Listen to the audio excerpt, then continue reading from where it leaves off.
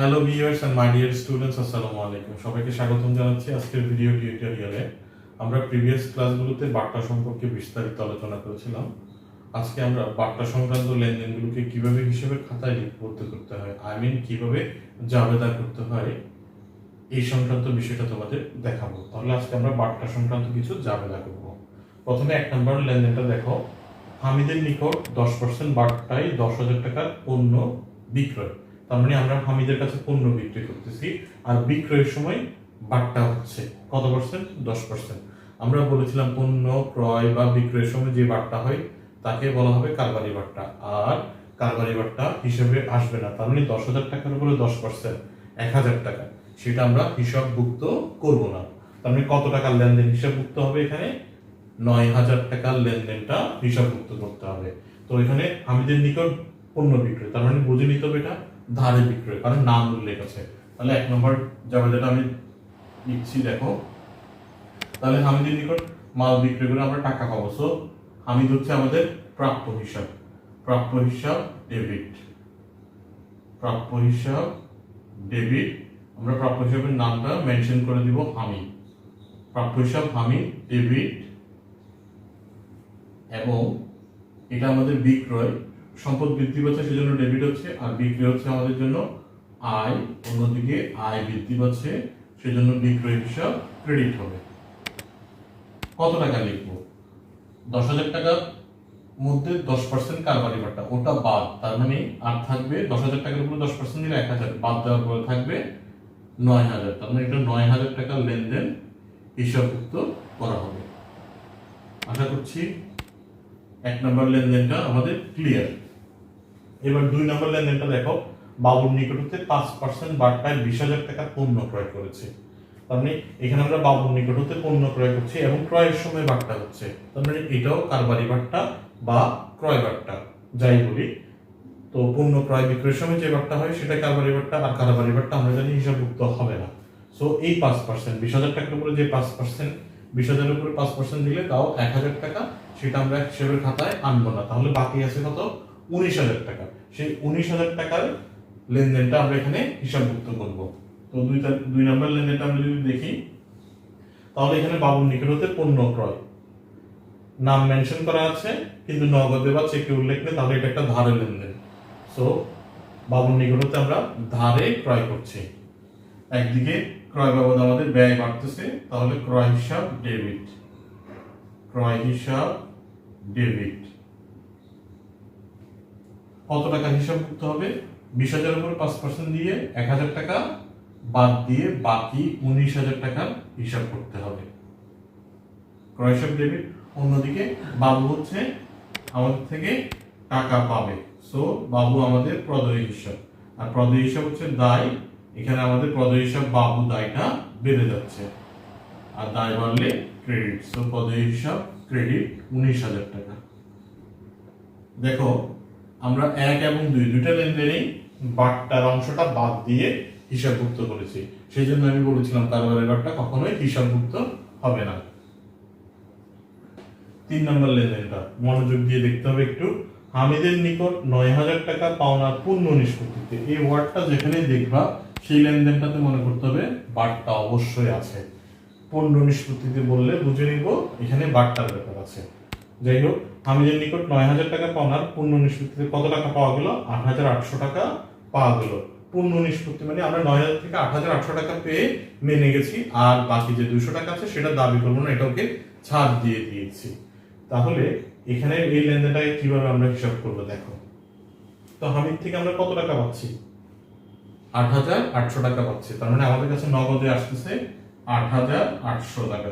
So নগদান হিসাব debit হবে, কারণ আমাদের নগদ সম্পদ বৃদ্ধি পাচ্ছে, আর সম্পদ বৃদ্ধি পেলে ডেবিট হয়।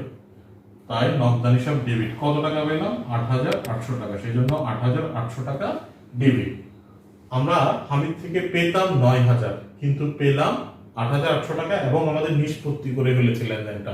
আর বাকি যে 200 টাকা আছে সেটা আমরা দাবি করবো না। তার মানে এই 200 টাকা আমরা ছাড় দিয়ে দিয়েছি। তার মানে প্রাপ্য হিসাবকে আমরা ছাড় দিচ্ছি, আর প্রাপ্য হিসাবকে যে ছাড় দেওয়া হয় সেটা আমরা জানি প্রদত্ত বার্তা। তার মানে এখন আমরা ছাড় দিচ্ছি, আর প্রদত্ত বার্তা হচ্ছে আমাদের জন্য ব্যয়। আর ব্যয় বৃদ্ধি পেলে ডেবিট হয়, সেজন্য প্রদত্ত বার্তা ডেবিট হবে। এখানে কত টাকা ছাড় দিলাম? 200 টাকা ছাড় দিলাম। এটাকেই বলা হয় নগদ বার্তা। নগদ বার্তা প্রাপ্য হিসাব বা প্রদেয় হিসাবের সাথে সম্পর্কিত, টাকা আদায় বা পরিশোধের সময় হয়। কিন্তু যদি এটার নাম নগদ বার্তা, কিন্তু নগদ বার্তা কখনোই নগদে পাওয়া বা দেওয়া হয় না, এই কথাটা মনে রাখতে হবে। তাহলে দেখো, একদিকে সম্পদ বেড়েছে, অন্যদিকে আমাদের ব্যয় বা ক্ষতি বেড়েছে 200 টাকা। প্রাপ্য হিসাব সম্পূর্ণ রূপে শেষ হয়ে যাবে, সেই জন্য প্রাপ্য হিসাব ক্রেডিট হয়ে যাবে হামিদ পুরো 9000 টাকা। কারণ সম্পদ হ্রাস পেলে ক্রেডিট। দেখো, আমাদের 9000 টাকার প্রাপ্য হিসাব ছিল হামিদ, সম্পূর্ণ নিষ্পত্তি হয়ে গেছে। আগে সম্পদ ছিল 9000, এখন এখানে সম্পদ পুরো 9000 টাকা ক্রেডিট করে ফেলেছে। তার মানে আর প্রাপ্য হিসাব হামিদ বলে কোনো সম্পদ নেই। দেখো, 8800 টাকা পেয়ে আমরা পুরো সম্পূর্ণ লেনদেনটা নিষ্পত্তি করা হয়েছে। এর প্রেক্ষিতে আমরা 200 টাকা ছাড় দিয়েছি। আশা করছি 3 নম্বর লেনদেনটাও ক্লিয়ার। এবার 4 নম্বর লেনদেনটা একটু দেখো। 2% বার্তা সাপেক্ষে বাবুর পাওনা পরিশোধ করা হলো। আগে একটু দেখতে হবে বাবু আমাদের কাছ থেকে কত টাকা পায়। দেখো, 2 নম্বর লেনদেনটা দিয়ে দেখলে বোঝা যাবে বাবু আমাদের কাছ থেকে 19000 টাকা পায়। সেই 19000 টাকা আমরা পুরো টাকাটা পরিশোধ করব না, 2% বার্তা নিব। তার মানে বাবু আমাদের পদে হিসাব, আর পদে হিসাবের থেকে আমরা এখন বার্তা নিচ্ছি, তার মানে ছাড় আমরা পাবো। তার মানে এটা হচ্ছে আমাদের জন্য প্রাপ্ত বার্তা।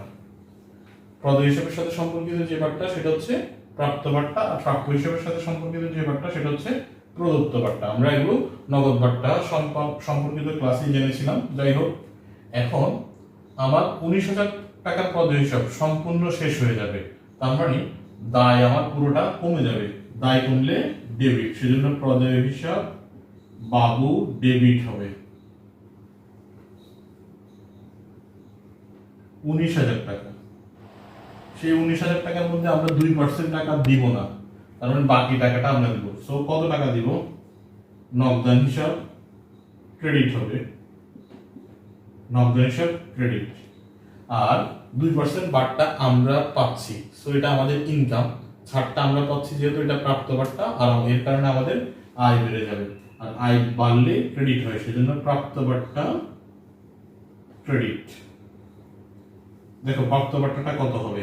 এই 19000 টাকার উপরে 2%, 19000 টাকার উপরে 2% দাও, কত টাকা হয়? দেখো, 19000 গুণ 2%, 380 টাকা হচ্ছে প্রাপ্ত বার্তা, ক্রেডিট 380। আমরা পেতাম 19000 টাকা, 19000 থেকে আমাদের থেকে পেত 19000 টাকা, সেখানে আমাদেরকে 380 টাকা ছাড় দিয়ে বাকি টাকাটা আমরা পরিশোধ করব। তার মানে 19000 থেকে 380 মাইনাস করবা, আমরা 18620 টাকা পরিশোধ করব। সে আমাদের কাছে পেত 19000 টাকা, আমরা দিচ্ছি কত? 18620 টাকা, 380 টাকা আমরা ছাড় পেয়েছি। আশা করছি 4 নম্বর লেনদেনটাও আমাদের ক্লিয়ার। এবার আমরা 5 নম্বর লেনদেনটা একটু দেখব। দেখো, রনিকে বার্তা প্রদান। প্রথম কথা হচ্ছে আমরা বার্তা কাকে দিতে পারবো? অবশ্যই আমরা প্রাপ্য হিসাবকে ছাড় দিতে পারবো, আর প্রদেয় হিসাব থেকে ছাড় পাবো।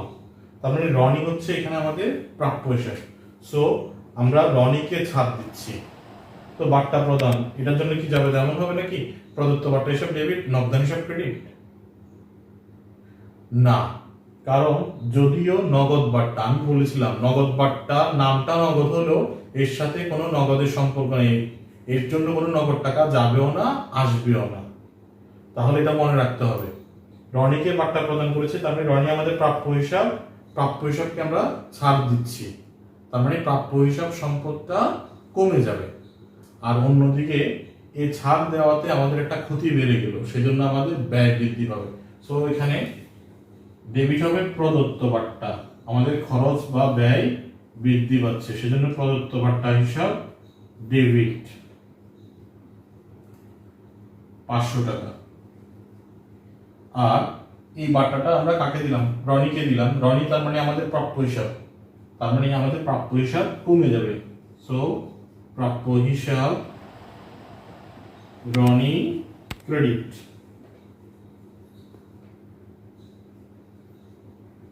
আবার একটু লক্ষ্য করো, প্রদত্ত বার্তা হচ্ছে ব্যয়, ব্যয় বৃদ্ধি পাচ্ছে এখানে, সেজন্য প্রদত্ত বার্তা হিসাব ডেবিট।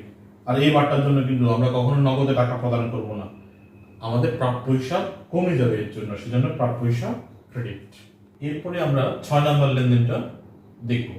দেখো 6 নম্বরে কি হলো, বার্তা পাওয়া গেল 300 টাকা। বার্তা আমরা কার কাছ থেকে পাবো? বার্তা মানে ছাড় পাবো। কার কাছ থেকে ছাড় পাবো? কেউ আমাদের কাছ থেকে টাকা পায়, সে যদি আমাদেরকে কিছু টাকা মাফ করে দেয় তাহলেই তো আমরা ছাড় পাবো। তার মানে ছাড় পাওয়া যাবে প্রদেয় হিসাব থেকে। 6 নম্বর দেখো, তার মানে বার্তা পাওয়ার কারণে কি আমাদের কাছে কোনো নগদ টাকা আসবে? আমি আবারও বলছি, নগদ বার্তার সাথে কখনোই নগদ টাকা সম্পর্ক হবে না। যাই হোক, দেখো বার্তা পাওয়া গেল, সো আমাদের প্রদেয় হিসাব কমে যাবে। প্রদেয় হিসাবকে কিছু টাকা দিতে হবে না, তার মানে দায় কমে যাচ্ছে। আর দায় যখন কমে যায় তখন ডেবিট হয়, সেজন্য প্রদেয় হিসাব ডেবিট। কত টাকা দিতে হচ্ছে না? 300 টাকা দায়, 300 টাকা দায় কমে গেল।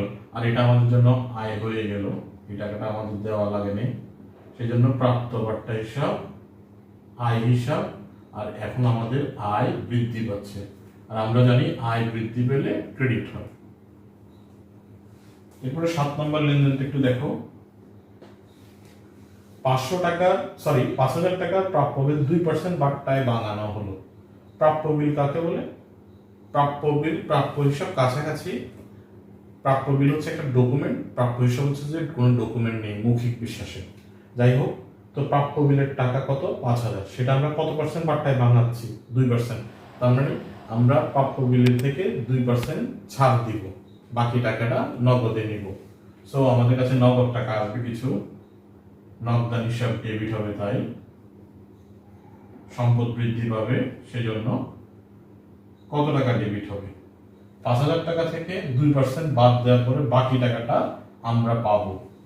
তার মানে আমরা কিছু এখন ছাড় দিচ্ছি, বার্তায় বানানোর কারণে আমরা কিছু ছাড় দিলাম। সো এটা হচ্ছে প্রদত্ত বার্তা। তাহলে প্রদত্ত বার্তা হচ্ছে ব্যয়, আর এখানে ব্যয় বৃদ্ধি পাচ্ছে, তাই প্রদত্ত বার্তা হিসাবটাও ডেবিট হবে। প্রদত্ত বার্তার পরিমাণটা কত? 5,000 টাকা প্রাপ্য বিল ছিল, সেটার উপরে কত পার্সেন্ট বার্তা? 2% বার্তা। সো 5,000 এর উপরে 2% দিলে হয় মেবি 100 টাকা। তার মানে প্রদত্ত বার্তার পরিমাণ হচ্ছে 100 টাকা। এই টাকাটা আমরা ছাড় দিলাম, বাকি আছে কত? 5,000 থেকে 100 টাকা ছাড় গেলে আরো আছে 4,900 টাকা, সেই টাকাটা আমরা নগদে পেলাম। আর বার্তা প্রাপ্য বিলটা বানানোর ফলে আমাদের প্রাপ্য বিল সম্পদটা পুরোটাই কমে যাবে। প্রাপ্য বিল সম্পদ কমে গেলে ক্রেডিট হয়। 5,000 টাকার প্রাপ্য বিল আমাদের শেষ। দেখো ডেবিটে যত ক্রেডিটেও তত। তাহলে 7 নম্বর লেনদেনটাও আশা করছি ক্লিয়ার। এবার 8 নম্বর লেনদেনটা একটু দেখো। 4,000 টাকার প্রদেয় বিল 3,900 টাকায় পরিশোধ। প্রদেয় বিলের টাকা আমাদের কাছ থেকে পাবে, আর এখন প্রদেয় বিলের টাকা পরিশোধ করার কারণে আমাদের দায় কমে যাবে। প্রদেয় বিল হিসাব ডেবিট, দায় কমলে ডেবিট। আমরা কত টাকা পরিশোধ করছি? 3,900 টাকা। সো আমাদের কাছ থেকে নগদ টাকা চলে যাবে 3,900, তাই নগদান হিসাব ক্রেডিট। আর নগদান হচ্ছে সম্পদ হ্রাস পাচ্ছে 3,900 টাকা। কত টাকার প্রদেয় বিল ছিল? 4,000 টাকা। আমরা দিলাম কত টাকা? 3,900 টাকা। তার মানে 100 টাকা আমরা ছাড় পেয়েছি। সো এটা হচ্ছে প্রাপ্ত বার্তা। প্রাপ্ত বার্তা হচ্ছে আমাদের আয়, এখানে আয় বৃদ্ধি পাচ্ছে, আর আয় বাড়লে ক্রেডিট, তাই প্রাপ্ত বার্তা হিসাব ক্রেডিট 100 টাকা। আমাদের পুরো প্রদেয় বিল কমে যাবে, দায় পুরোটাই কমে যাবে 4,000 টাকা। দেখো এখানে যতগুলো প্রদত্ত বার্তা আছে সেখানে প্রাপ্য বিল বা প্রাপ্য হিসাবের সাথে সম্পর্ক, আর যেখানে প্রাপ্ত বার্তা আসে সেখানে প্রদেয় হিসাব বা প্রদেয় বিলের সাথে সম্পর্ক। এটা আমি তোমাদেরকে নগদ বার্তা পড়ানোর সময় বলেছিলাম। এবার 9 তারিখের লেনদেনটা একটু মনোযোগ দিয়ে দেখতে হবে। ওই দেনাদারকে পূর্বের মঞ্জুরকৃত বাট্টা বাতিল করা হলো। এটা মানে কি, দেনাদারকে আমি একসময় বাট্টা দিয়েছিলাম, তো দেনাদারকে যখন বাট্টা দিয়েছিলাম তখন জাবেদাটা কি হয়েছিল, তখন জাবেদাটা নিশ্চয়ই এরকম হয়েছিল, দেখো প্রদত্ত বাট্টা হিসাব ডেবিট, কারণ আমার ব্যয় বেড়ে গেছিল, আর দেনাদারকে বাট্টা দেওয়ার ফলে আমাদের দেনাদার বা প্রাপ্য হিসাব সম্পর্কটা কমে গেছে, সেজন্য প্রাপ্য হিসাব ক্রেডিট হয়েছিল বা দেনাদার ক্রেডিট হয়েছিল। এখন আমি আবার তাকে যে বাট্টা দিয়েছিলাম সেই বাট্টা বাতিল করলাম, বাতিল করে আমি আবার তার থেকে টাকাটা আদায় করব, এটা চেষ্টা করব তখন, তার মানে আমি আবার তার থেকে টাকা পাবো বলে ধরে নেব। সো আগে যেটা করেছিলাম এখন তার উল্টো হয়ে যাবে, তার মানে প্রাপ্য হিসাব বা দেনাদারকে আমরা আবার বাড়িয়ে দিব, দেনাদার হিসাব ডেবিট হয়ে যাবে, কারণ সম্পদ বৃদ্ধি করব 500 টাকা। আর আগে যে প্রদত্ত বাট্টাকে ব্যয় হিসেবে দেখিয়েছিলাম এটাকে আর ব্যয় রাখবো না, এখন ব্যয়কে হ্রাস করে দিব, কারণ এটাকে আমি আর খরচ দেওয়া হবে না, কারণ আমি তো এই টাকাটা আবার আদায় করবো, সেজন্য প্রদত্ত বাট্টা হিসাবকে আমি আবার ক্রেডিট করে দেব। এটার মানে হচ্ছে আগে আমি যা করেছি তার উল্টো করে দিলাম এখন। তাহলে আগে ডেবিট ক্রেডিট কাটাকাটি হয়ে এখন আবার আমি দেনাদারের কাছ থেকে টাকাটা পাবো বলে সেই ফিগারটা বের হয়ে যাবে। তাহলে প্রদত্ত বাট্টা হিসাব ক্রেডিট 500 টাকা। তো ভিউয়ার্স, বাট্টা সম্পর্কিত এই লেনদেনগুলো তোমরা যদি ভালো করে প্র্যাকটিস করো, বাট্টা সংক্রান্ত যে কোনো লেনদেন আসলে তোমরা পারবে। ক্লাসটি ভালো লেগে থাকলে please like, comment and share. Thank you so much.